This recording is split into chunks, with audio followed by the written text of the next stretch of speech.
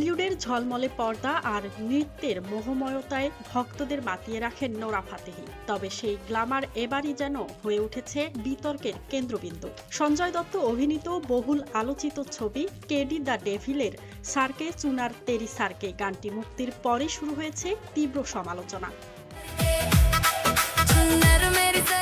গানটির দৃশ্যায়ন ও কথামালায় কুরুচিপূর্ণ ইঙ্গিত রয়েছে এমন অভিযোগ তুলে সামাজিক যোগাযোগ মাধ্যমে চলছে ব্যাপক সমালোচনা। পরিস্থিতি এতটাই উত্তপ্ত হয়ে ওঠে যে ভারতের আদালত গানটি নিষিদ্ধ ঘোষণা করেছে। এর ফলে আইনি জটিলতায় পড়েছেন নোরা ফাতেহি। ভারতীয় গণমাধ্যমের তথ্য অনুযায়ী বিতর্কের মুখে প্রকাশ্যে ক্ষমা চেয়েছেন নোরা। তিনি জানান, প্রায় ৩ বছর আগে কন্নড় ভাষায় গানটির শুটিং হয়েছিল এবং সে সময় বিষয়বস্তু নিয়ে কোনো আপত্তি মনে হয়নি। তবে হিন্দি সংস্করণ প্রকাশের পর কিছু অংশ তার কাছেও অস্বস্তিকর বলে মনে হয়েছে। তবে ক্ষমা চাওয়ার পরও থামেনি বিতর্ক।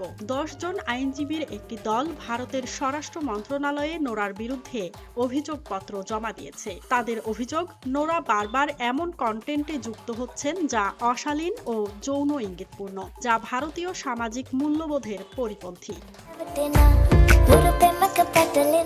ফরেনার্স অ্যাক্ট 1946-এর আওতায় তার বিরুদ্ধে ব্যবস্থা নেওয়ার দাবি জানিয়েছে আইনজীবীরা। নোরার ওয়ার্ক পারমিট বাতিলের আহ্বানও জানিয়েছেন তারা। মাঝহাবিন মৌ, ডেস্ক রিপোর্ট, RNB নিউজ।